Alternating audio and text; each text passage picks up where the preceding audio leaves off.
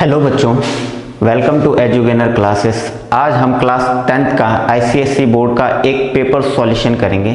तो हम देखेंगे कि किस प्रकार से उन क्वेश्चन को अटेंड करना है और क्या अप्रोच रखनी है। तो देखो, जो पहला क्वेश्चन है, the most electronegative group is 5th A, 6th A, 7th A और 8th A दे रखा। तो देखो, जो इलेक्ट्रोनेगेटिव क्या होता है, सबसे पहले ये जानेंगे। जब कोई एटम जो शेयरिंग पेयर ऑफ इलेक्ट्रॉन को अट्रैक्ट करता है अपनी तरफ, तो उस पावर को हम क्या बोलते हैं? इलेक्ट्रोनेगेटिव बोलते हैं। तो देखो, जो मोस्ट इलेक्ट्रोनेगेटिव ग्रुप होता है, इलेक्ट्रोनेगेटिव ग्रुप होता है, वो होता है आपका ग्रुप नंबर 17। इसी को हम हैलोजन फैमिली भी बोलते हैं। अब देखो, यहाँ पे कहीं नहीं दे रखा 17 ग्रुप, तो हम देखेंगे जो 13 ग्रुप होता है उसको बोलते हैं 3rd A, 14 को बोलते हैं 4th A, 15 को बोलते हैं 5th A, 16 को बोला 6th A और 17 को बोलेंगे 7th A। तो यहाँ पे कौन सा ऑप्शन सही लग रहा है? 17 halogen family, 7th A, option number C is correct answer. अब देखो, दूसरा जो क्वेश्चन पूछा है वो क्या पूछा है? The number of balance electron in aluminium. तो देखो, बैलेंस इलेक्ट्रॉन क्या होता है? बैलेंस इलेक्ट्रॉन उस इलेक्ट्रॉन्स को कहते हैं जो लास्ट सेल में जितने इलेक्ट्रॉन प्रेजेंट होंगे उसे क्या बोलेंगे? बैलेंस इलेक्ट्रॉन बोलेंगे। तो देखो, एल्युमिनियम का जो एटॉमिक नंबर है इज 13, तो 2, 8 एंड 3। तो देखो, जो ये 2 है ये K सेल में, ये जो है वो L सेल में हो गया और ये है जो M सेल में है।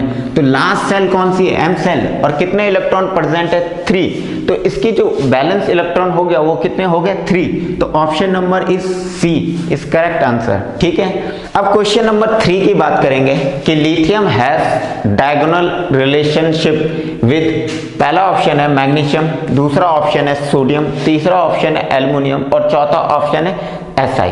तो देखो, डायगोनल रिलेशनशिप जो होती है उसमें क्या होता है कि जो लिथियम की जो प्रॉपर्टीज होंगी वो सेकंड ग्रुप के एलिमेंट से मिलनी चाहिए। जो लिथियम है वो S ब्लॉक एलिमेंट है, तो ये फर्स्ट A में आता है और सेकंड A। तो लिथियम की जो प्रॉपर्टी है लीना की बेटा मांगे ये का, तो जो लिथियम की जो प्रॉपर्टी है, फर्स्ट ग्रुप की जो प्रॉपर्टी है वो सेकंड ग्रुप से मैच करनी चाहिए। तो ये देखो, ये इस तरीके का जो डायगोनल रिलेशनशिप बन रहा है, इसी को हम डायगोनल रिलेशनशिप बोलेंगे। तो देखो, लिथियम किसके साथ डायगोनल रिलेशनशिप शो कर रहा है? मैग्नीशियम के साथ। तो ऑप्शन कौन सा सही हो जाएगा? ऑप्शन कौन सा? मैग्नीशियम सही हो जाएगा। तो फर्स्ट ग्रुप सेकंड ग्रुप से जो सिमिलर प्रॉपर्टीज दिखाता है तो उसी को क्या बोलते हैं हम? Diagonal relationship. परंतु कैसा होना चाहिए? डायगोनल होना चाहिए। तो देखो, कौन दिखाएगा? मैग्नीशियम दिखा रहा है, तो option number A is the correct answer. ठीक है, अब देखो, चौथा जो क्वेश्चन है, from left to right in a periodic table the number of shell. देखो, ये क्वेश्चन पूछ रहा है कि अगर हम लेफ्ट से राइट जाएं, जो सेल नंबर है वो उस पर क्या इफेक्ट पड़ेगा? इंक्रीज होगा, डिक्रीज होगा, रिमेन सेम होगा या अनप्रेडिक्टेबल होगा? तो देखो, जब हम लेफ्ट टू राइट जाते हैं तो साइज तो कम होता है, परंतु क्या होता है? सेल नंबर सेम होता है। जैसे मैं एग्जांपल दूं आपको, सोडियम, मैग्नीशियम, एल्युमिनियम। देखो, 281, 282 और 283। तो देखो, 3 सेल इसमें भी प्रेजेंट है और 3 सेल इसमें भी क्या है? प्रेजेंट है। तो देखो, सेल नंबर क्या हो रहा है? रिमेन सेम रहेगा। क्या रहेगा? रिमेन सेम रहेगा। तो ऑप्शन नंबर जो होगा इसमें, ये सी करेक्ट होगा, क्योंकि जो सेल नंबर होगा वो क्या होगा? सेम होगा, रिमेन सेम होगा, चेंज नहीं होगा। अब देखो, जो पांचवा क्वेश्चन पूछा है वो क्या पूछा है कि मोर इलेक्ट्रोनेगेटिव अमॉन्ग गिवन, इसमें से, इनमें से जो 4 ऑप्शन, इनमें से सबसे ज्यादा इलेक्ट्रोनेगेटिव कौन है? तो देखो, हम अगर लेफ्ट टू राइट जाते हैं तो साइज डिक्रीज होता है एंड इलेक्ट्रोनेगेटिविटी इज इंक्रीज। अब यहां पे देखो क्या क्या दे रखा है? Carbon, nitrogen, oxygen and phosphorus.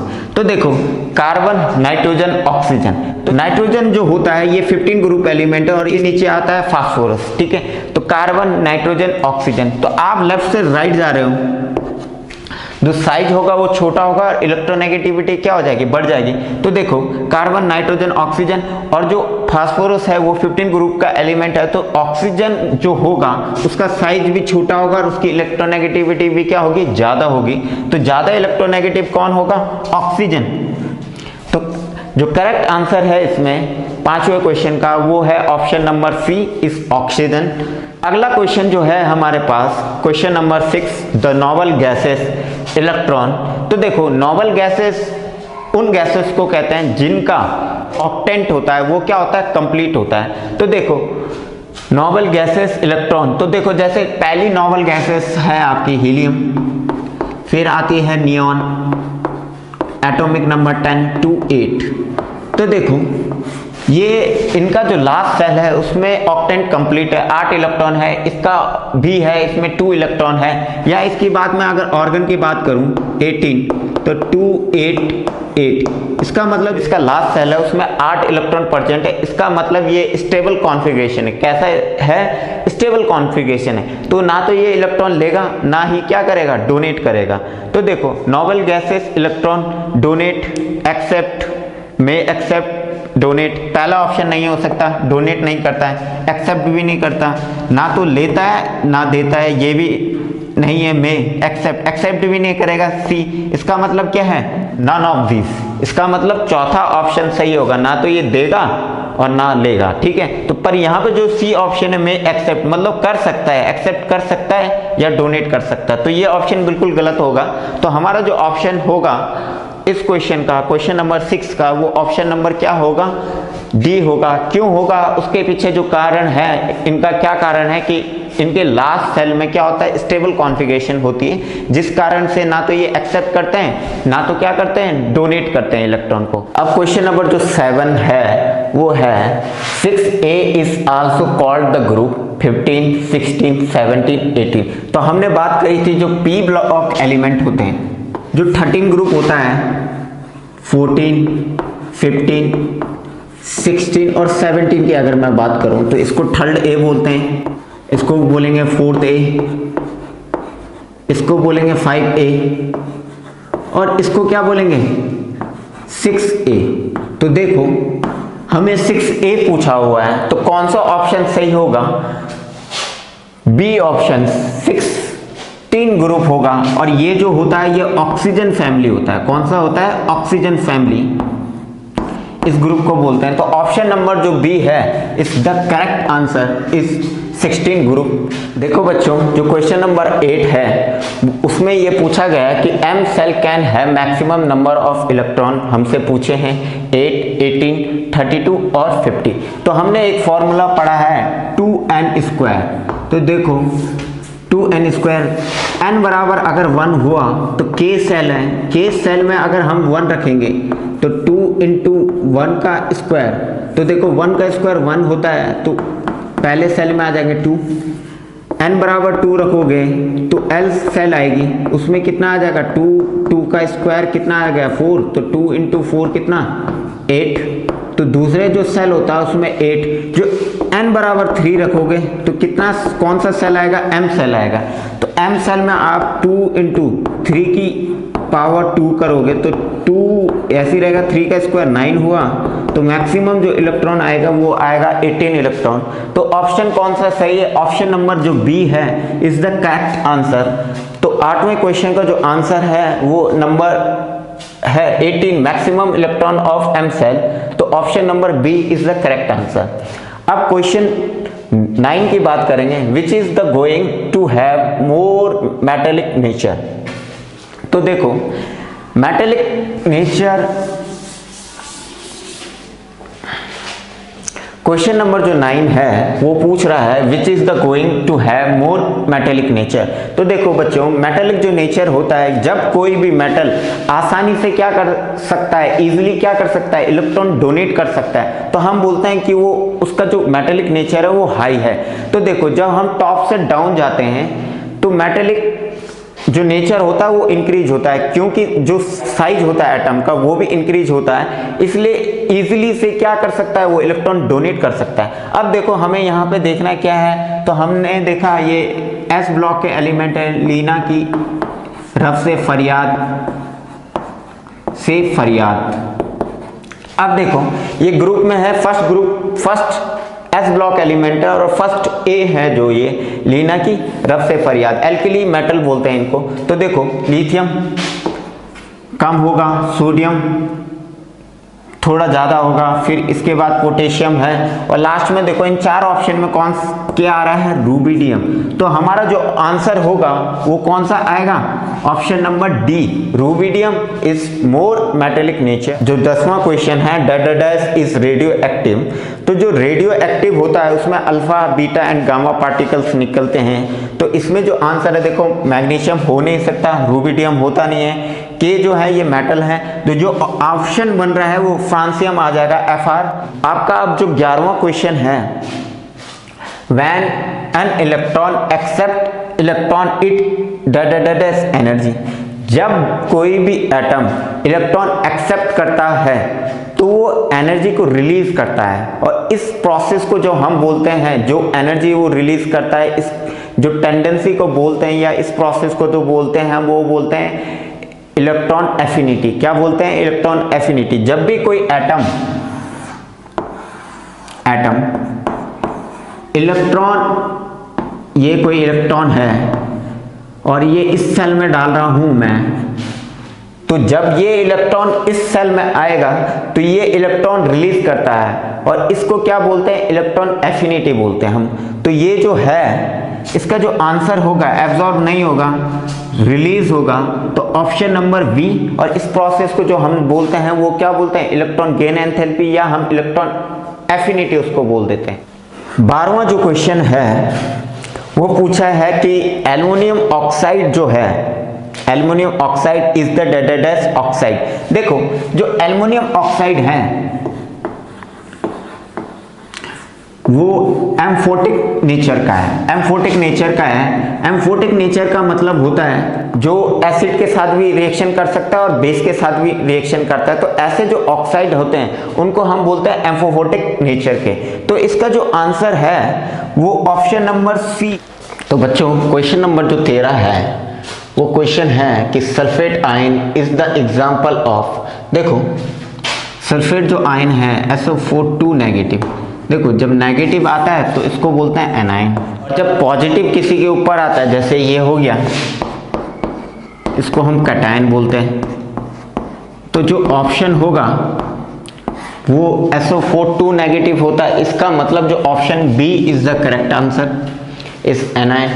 Xe is question number 14 है, मेटल, फिर non metal, noble gases and metalloid. तो देखो Xe, तो अगर आपने देखा होगा ये कहाँ देखा, हीलियम, नियॉन, ऑर्गन, क्रिप्टॉन और Xe, इसको बोलते हैं जीनॉन, और ये 18 ग्रुप एलिमेंट है जिन्हें नोबल गैसेस बोला जाता है। ठीक है, तो ऑप्शन कौन सा सही होगा इसमें, option number C is the correct answer, क्योंकि ये जो है ये 18 ग्रुप है, और जिस ग्रुप को क्या बोला जाता है, 18 ग्रुप एलिमेंट बोला जाता है। देखो बच्चों क्वेश्चन नंबर 15 आप सॉल्व करना है। A and B has big difference of electronegativity. Electronegativity का जो डिफरेंस है वो हाई है, तो इनके बीच का जो बॉन्ड होगा वो किस प्रकार का होगा। तो देखो जब इलेक्ट्रोनेगेटिविटी हाई होती है तो वो जो बॉन्ड बनाता है वो आयनिक बॉन्ड बनाता है, तो इसका जो ऑप्शन होना चाहिए वो आयनिक होना चाहिए। मैं आपको एक एग्जांपल से समझा देता हूं, जैसे Na और Cl है, तो देखो जी ये मेटल है और ये नॉन मेटल है।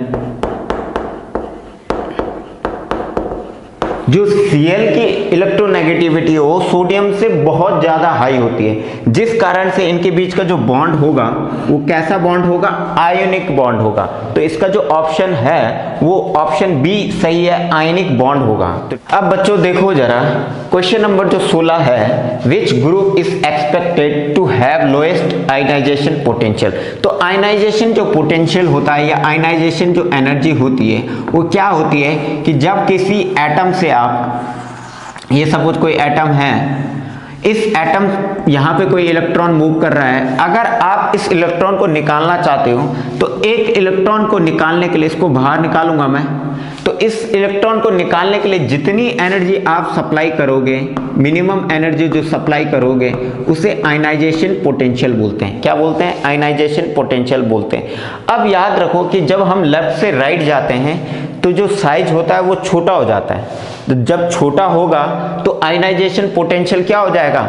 इलेक्ट्रॉन को निकालना क्या हो जाएगा? मुश्किल हो जाएगा। तो आयनाइजेशन जो पोटेंशियल है लेफ्ट टू राइट क्या होती है? क्या हो जाती है? कम हो जाती है। और टॉप टू डाउन क्या हो जाती है? इंक्रीज हो जाती है। अब यहाँ पे देखो कौन सा ग्रुप दे रखा? फर्स्ट ए, ये एस ब्लॉक का है। यहाँ देखो ये पी ब्लॉक के ग्रुप है। तो जो फर्स्ट ग्रुप होगा उसका तो लोएस्ट आईपी होगा। क्यों होगा?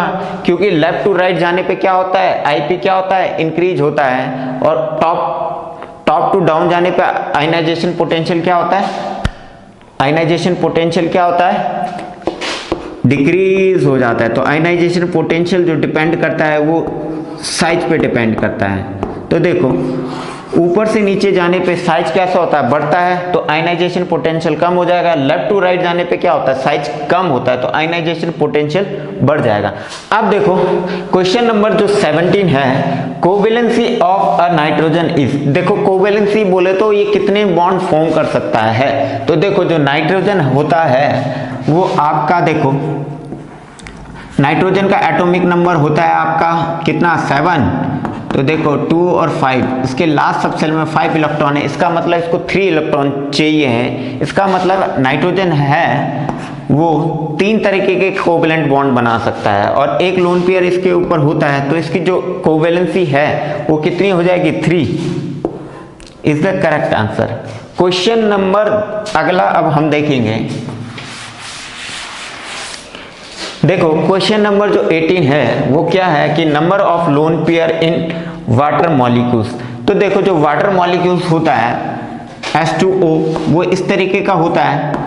यहाँ देखो ऑक्सीजन का जो एटॉमिक नंबर होता है, ऑक्सीजन का जो एटॉमिक नंबर होता है वो 8 होता है। इसका मतलब 2, 6, लास्ट सबसेल में कितने इलेक्ट्रॉन मौजूद हैं? प्रेजेंट है 6 इलेक्ट्रॉन है। तो एक इधर पार्टिसिपेट कर दिया, एक इधर पार्टिसिपेट कर दिया। किसने? ऑक्सीजन ने एक यहाँ पार्टिसिपेट किया, एक इसने पार्टिसिपेट कर रखा, हाइड्रोजन ने एक यहाँ। तो देखो 6 इलेक्ट्रॉन है इसके लास्ट सबसेल में, तो एक यहाँ दिया, एक यहाँ दिया, तो कितने इलेक्ट्रॉन बचे इसके? ये इसी को लोन पेयर बोलते हैं पेयर में। तो कितने लोन पेयर आए इसके पास? 2 लोन पेयर आए। किस पे? वाटर मॉलिक्यूल्स पे। C option is the correct answer. Question number 19 की बात करते हैं। The number of lone pair of CH4 मतलब मेथेन है, तो मेथेन मैं बना लेता हूं। यहाँ पे देखो H H H और H।